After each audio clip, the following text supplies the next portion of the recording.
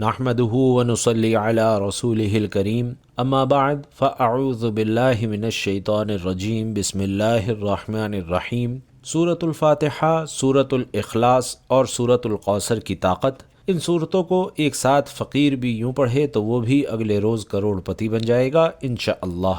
محترم ناظرین، یہ تین صورتیں سورۃ الفاتحہ، سورۃ الاخلاص، سورۃ القوثر، اگر کوئی فقیر بھی ان تین صورتوں کو ملا کر ایک ساتھ پڑھ لیتا ہے تو وہ بھی لاکھوں نہیں بلکہ کروڑوں پتی بن جاتا ہے۔ جو شخص کسی بھی پریشانی کے اندر مبتلا ہے، وہ پیسوں کی پریشانی ہے، دولت کی پریشانی ہے، رزق کی پریشانی ہے، بس یہ تین صورتیں ملا کے پڑھنے کی دیر ہے، اس کی تمام پریشانیاں انشاءاللہ حل ہو جائیں گی، ہر مشکل ختم ہو جائے گی، قرضے سے نجات مل جائے گی۔ اگر وہ مقروض ہے، پیسوں کی بڑی اشد ضرورت ہے، فوری طور پر دیر نہ کریں، اس وظیفے کو کریں۔ ایسی جگہوں سے پیسوں کا، دولت کا انتظام ہوگا کہ آپ خود حیران رہ جائیں گے، کیونکہ قرآن مجید کی یہ تینوں صورتیں کمال کی صورتیں ہیں۔ آپ نے شاید اس سے پہلے اس طرح کا عمل یا وظیفہ نہیں کیا ہوگا، یہ خاص وظیفہ خاص لوگوں کو ہی پتہ ہے۔ آئیے آج اس وظیفے کی جانب لے کر آپ کو چلتے ہیں۔ یہ وظیفہ کرتے ہی آپ کی زندگی بدلے گی، حالات بدلیں گے، دن بدن عروج ملتا چلا جائے گا۔ بس ایک ہی دن کے عمل سے ایسی جگہوں سے رزق آئے گا، اور اتنا آئے گا اور ایسا آئے گا جیسے آسمان سے بارش برستی ہے، جیسے آندھی اور طوفان آتے ہیں۔ اب آپ کو رزق کے پیچھے، دولت کے پیچھے بھاگنے کی ضرورت نہیں، بلکہ اب دولت خود آپ کی تلاش کر کے آپ کے پیچھے آئے گی۔ اب ذرا سنیے گا کس قدر یہ سورہ مبارکہ سب سے پہلے آپ نے اس عمل کا طریقہ سننا ہے اور بڑی توجہ کے ساتھ سمجھنا ہے۔ سب سے پہلے کون سی سورت پڑھنی ہے؟ جو ترتیب لکھی ہوئی ہے، سورۃ الفاتحہ، سورۃ الاخلاص اور سورۃ القوثر۔ ناظرین، ان کی طاقت کا آپ کو اندازہ نہیں ہے۔ ہر ایک صورت کی الگ الگ طاقت ہے، الگ الگ شان ہے، اور جب تینوں مل جاتی ہیں تو پھر اس کے نظارے آپ خود دیکھیں گے، اس کے معجزات آپ کھلی آنکھوں سے دیکھیں گے۔ سب سے پہلے عمل کا طریقہ کار سمجھیے گا۔ اس عمل کو آپ نے باوضو کرنا ہے، نماز کے بعد کرنا ہے۔ یہ دو باتوں کو اپنے ذہنوں میں اتار لیں اور انہیں اچھی طرح یاد رکھیں۔ ناظرین، یہ اتنی مبارک صورتیں ہیں کہ ان میں سے ہر ایک صورت کی، سورۃ الفاتحہ کی اپنی شان ہے، اس کی اپنی طاقت ہے کہ اس کو حضور صلی اللہ علیہ وسلم نے فرمایا کہ یہ نور ہے، اور سورۃ القوثر یہ دشمنوں سے نجات کے لیے ہے، اور سورۃ الاخلاص رزق کی فراوانی کے لیے ہے۔ اس کا وظیفہ تو میرے آقا نے اپنے غریب صحابی کو بتایا، جو چند دنوں میں اتنا مالا مال ہوا کہ حضور کی بارگاہ میں حاضر ہوا اور عرض کی کہ یا رسول اللہ، اب تو اتنا رزق اللہ نے عطا کر دیا ہے کہ سمجھ ہی نہیں آتی کہاں اٹھاؤں اور کہاں رکھوں، مطلب گھر رزق سے بھر جاتا ہے۔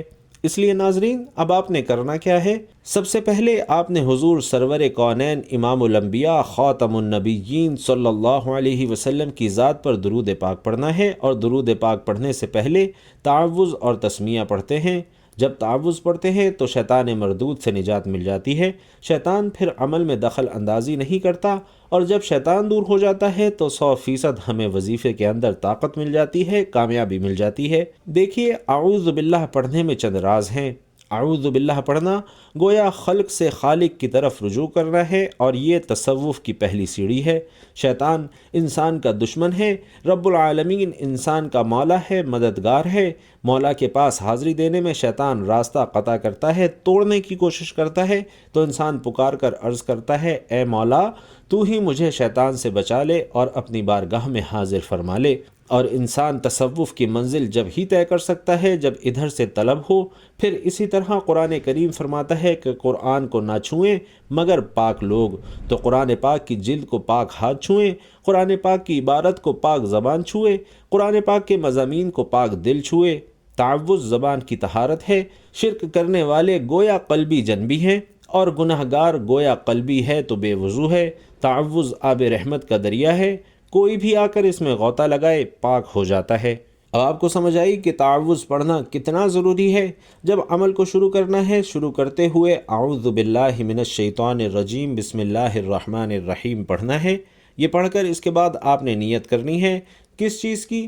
دولت کی، عزت کی، شہرت کی، مالا مال ہونے کی، غیب سے خزانے حاصل کرنے کی، غیب سے رزق حاصل کرنے کی، اپنے لیے رب کی رحمت حاصل کرنے کی۔ یہ آپ نے نیت کرنی ہے۔ یہ جتنی چیزیں بتائی ہیں ان کو سمجھنا ہے، یاد رکھنا ہے اور اسی طرح پڑھنا ہے۔ سب سے پہلے آپ نے درود پاک 7 مرتبہ حضور علیہ الصلاۃ والسلام کی ذات مبارک پر پڑھنا ہے۔ ناظرین، تقریباً تمام انبیاء اولیاء کرام نے مختلف عبادتوں سے اعوذ باللہ پڑھی ہے، ہر ایک نے پڑھی ہے، ہر مصیبت کے موقع پر، ہر پریشانی کے موقع پر، یہاں تک کہ ایک شخص پر بہت غصہ وارد تھا اور منہ سے جھاگ نکل رہی تھی۔ حضور صلی اللہ علیہ وسلم نے فرمایا اگر یہ شخص اعوذ باللہ پڑھ لے تو اس کی یہ حالت دور ہو جائے گی۔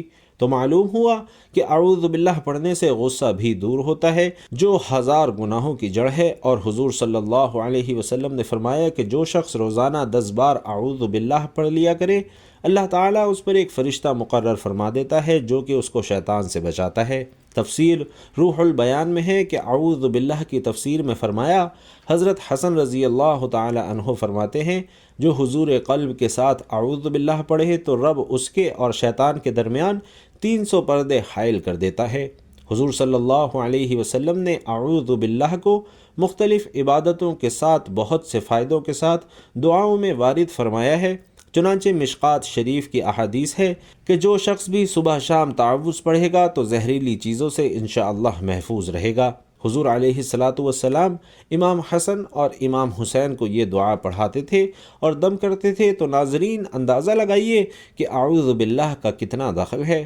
آپ نے شروع میں 10 بار اعوذ باللہ من الشیطان الرجیم پڑھنی ہے، پھر اس کے بعد بسم اللہ الرحمن الرحیم پڑھ کر درود پاک پڑھنا ہے جو تعداد بتائی ہے، اور پھر اس کے بعد آپ نے سب سے پہلی سورۃ الفاتحہ، اور اس کا مطلب ہے کھولنے والی سورت، اس سے مقدر بھی کھلتا ہے، قسمت بھی کھلتی ہے، رزق کے دروازے بھی کھلتے ہیں، اس سے بہت ساری چیزوں کے راز کھلتے ہیں۔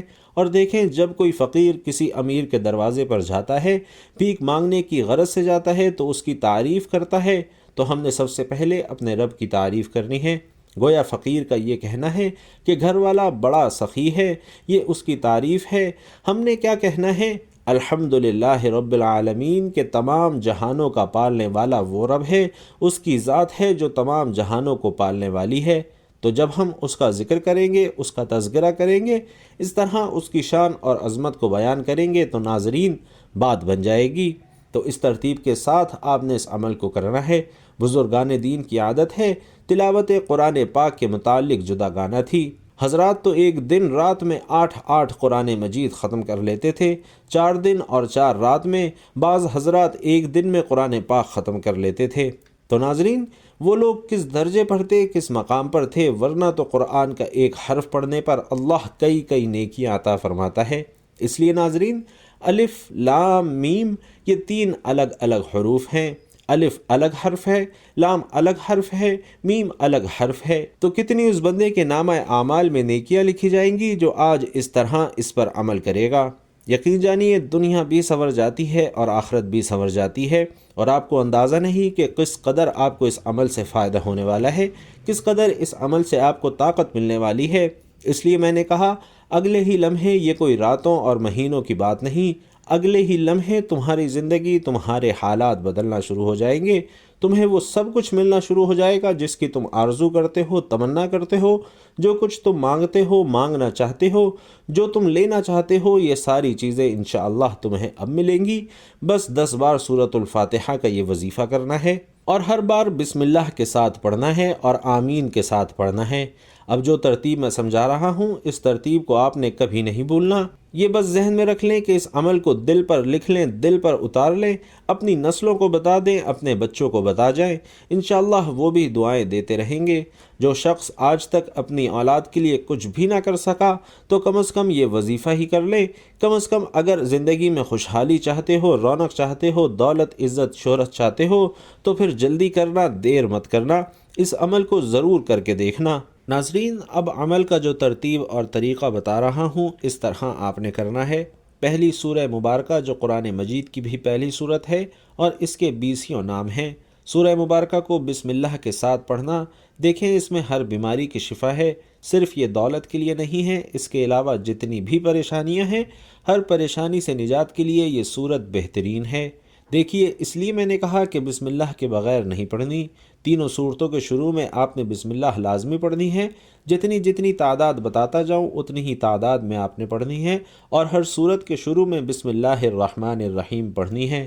اس سے دنیا کے تمام مسائل، تمام مصیبتیں انشاءاللہ اللہ دور فرما دے گا۔ حضرت عیسیٰ علیہ السلام ایک قبر پر سے گزرے اور دیکھا کہ اس میں میت پر عذاب ہو رہا ہے۔ یہ دیکھ کر چند قدم آگے تشریف لے گئے اور وہاں سے استنجا کر کے واپس آئے، وضو کیا، اس قبر پر گزرے تو قبر میں نور ہی نور ہے، وہاں رحمت الہی کی بارش ہو رہی ہے۔ آپ بہت حیران ہوئے اور بارگاہ الہی میں عرض کیا کہ مولا مجھے اس کے بارے میں بتائیں کہ یہ راز کیا ہے۔ ارشاد ہوا یہ سخت گنہگار اور بدکار تھا، اس وجہ سے عذاب میں گرفتار تھا، لیکن اس نے اپنی بیوی حاملہ چھوڑی تھی، اس کے ہاں لڑکا پیدا ہوا اور آج اس کو مکتب بھیجا گیا ہے، استاد نے اسے بسم اللہ پڑھائی ہے اور ہمیں حیا آئی کہ ہم زمین کے اندر اس شخص کو عذاب دیں جس کا بچہ زمین پر میرا نام لے رہا ہے۔ اندازہ نہیں کہ بسم اللہ کی کتنی برکت ہے، اور ایک روایت کے مطابق جس شخص کو سخت سے سخت مصیبت اور مشکل آ جائے، 1000 مرتبہ بسم اللہ پڑھ کر 2 رکعت نفل پڑھے، ایک ہی دن کے اندر بڑی سے بڑی حاجت پوری ہوگی اور بڑی سے بڑی پریشانی حل ہوگی۔ ناظرین، ایک ویڈیو کے اندر میں آپ کو 2 عمل دے رہا ہوں اور دونوں ہی اتنے طاقتور، اتنے کمال کے عمل ہیں کہ یقین جانیے میں آج دل کا راز بتا رہا ہوں۔ بڑی دیر سے میں نے رکھا تھا، دل نہیں کرتا تھا کہ یہ راز کسی کو بتاؤں، کیونکہ لوگ پھر محنت کرنا چھوڑ دیتے ہیں، پھر وظیفوں کی طرف بھاگتے ہیں۔ اس لیے رزق حلال کے لیے محنت کرنا بھی عین عبادت اور اولین شرط ہے، بشرطے کہ رزق حلال کے لیے کوشش کی جائے، حرام کے لیے نہیں۔ رزق حلال کی تلاش میں نکلیں اور انشاءاللہ دیکھیے کہ تمہارے حالات کیسے بدلتے ہیں۔ سورۃ الفاتحہ کو آپ نے اس طرح پڑھ لیا بسم اللہ کے ساتھ، اور آپ نے اس سورت کے پڑھنے کے بعد دوسرے نمبر پر جو سورت ہے وہ سورۃ الاخلاص پڑھنی ہے۔ جنت کے کتنے دروازے ہیں؟ 7۔ دوزخ کے 7۔ اور زمینیں کتنی ہیں؟ 7۔ آسمان کتنے ہیں؟ 7۔ حاجی جب حج کے لیے جاتے ہیں، عمرہ کے لیے جاتے ہیں، خانہ کعبہ کے طواف کے چکر کتنے لگاتے ہیں؟ 7۔ کنکریاں کتنی مارتے ہیں؟ 7۔ ہفتے کے اندر دن کتنے ہیں؟ 7۔ تو اس 7 کا عدد تمہاری 7 نسلوں کو بدلے گا، تمہاری 7 نسلوں کو رنگ دے گا۔ بس اس عمل کو کر کے دیکھ لینا، پھر اس کے بعد محتاجی اور اس طرح کی پریشانیاں ہمیشہ ہمیشہ کے لیے ختم ہو جائیں گی۔ یہ سورہ مبارکہ پڑھنے کے بعد دوسرے نمبر پر پڑھنا ہے۔ ناظرین، سورۃ الاخلاص، اس کے میں نے کئی فضائل پہلے بھی آپ دوستوں کو سنائے ہیں، کیونکہ یہ سورت ایسی ہے کہ جس کو ایک بار پڑھیں تو اللہ 100 شہیدوں جتنا ثواب عطا فرماتا ہے، اور جو بندہ اس کو 3 بار پڑھتا ہے اللہ اسے پورا قرآن مجید پڑھنے کا ثواب عطا فرماتا ہے۔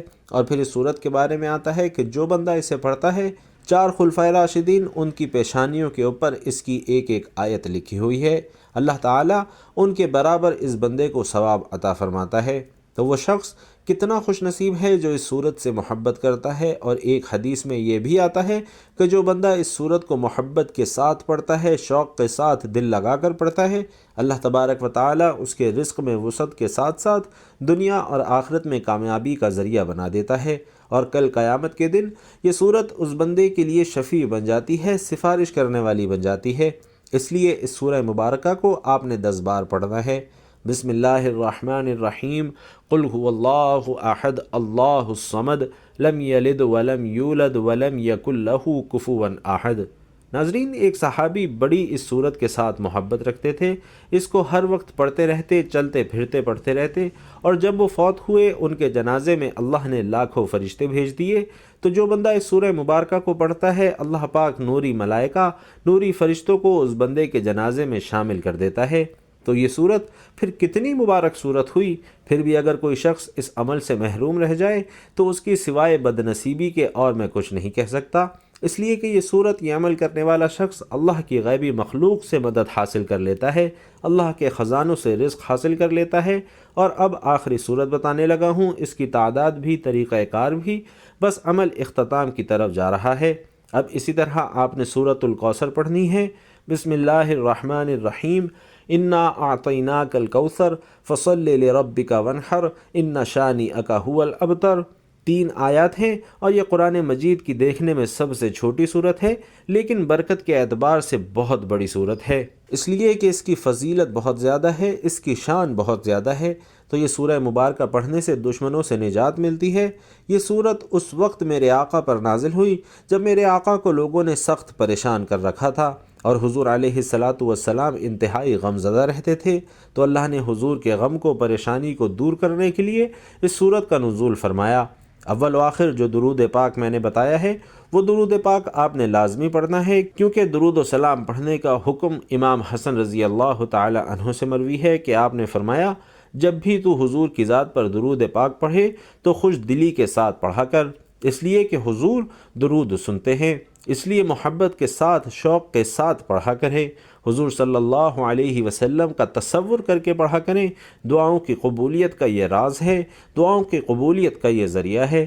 اب جب آپ نے اس عمل کو کرنا ہے اس طرح، پھر آپ نے لا الہ الا اللہ محمد الرسول اللہ، حضرت موسیٰ علیہ السلام کی طرف وحی ہوئی، عرض کیا، اے میرے رب، میں دعا کرتا ہوں تو اسے قبول فرما، مجھے کوئی ایسی چیز سکھا دے، کوئی دعا سکھا دے کہ میں تیری بارگاہ میں جب بھی دعا کروں تو میری دعا کو قبول فرما لے۔ موسیٰ علیہ السلام کو اللہ تبارک و تعالی نے فرمایا کہ موسیٰ، یہ کلمات کہہ لیا کرو، لا الہ الا اللہ، کہ اللہ کے سوا کوئی عبادت کے لائق نہیں، تو میں تیری حاجت کو پورا کروں گا۔ حضرت موسیٰ علیہ السلام نے عرض کی کہ یا اللہ، ان کلمات کو جو بندہ بھی چاہے پڑھ سکتا ہے؟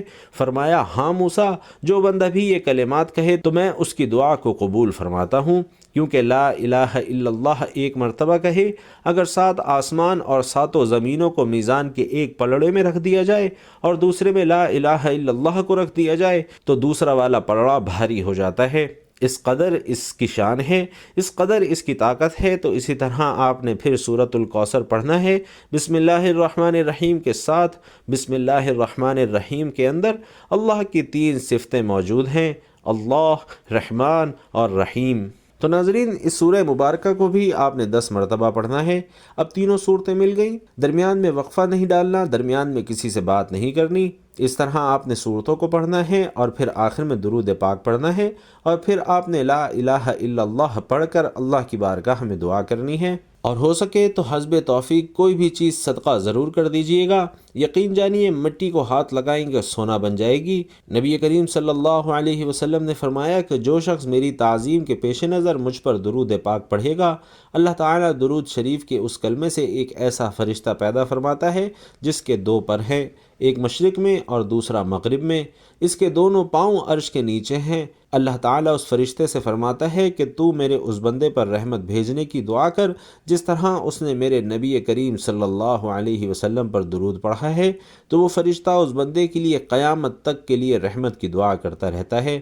اور ناظرین، جس کے لیے اللہ کے فرشتے رحمت کی دعا کریں، اس بندے کی شان اور عظمت کیا ہوگی۔ تو آپ یہ عمل لازمی کیجئے۔ اللہ پاک سے دعا ہے کہ وہ آپ کی تمام پریشانیوں کو، تمام دکھ تکالیف کو دور فرمائے، ہم سب کو نیکی کی بات سننے، سمجھنے اور اس پر عمل کرنے کی طاقت اور توفیق مرحمت فرمائے۔ میرا سنانا اور آپ کا سننا اپنی بارگاہ میں قبول و منظور فرمائے، آمین یا رب العالمین۔ ناظرین، آخر میں آپ سے گزارش ہے کہ اللہ تعالیٰ کے 99 ناموں میں سے کوئی بھی ایک نام لکھ کر کمنٹ باکس میں ضرور شیئر کیجئے گا۔ اللہ تعالیٰ ہم سب کا حامی و ناصر ہو، آمین۔ السلام علیکم ورحمۃ اللہ۔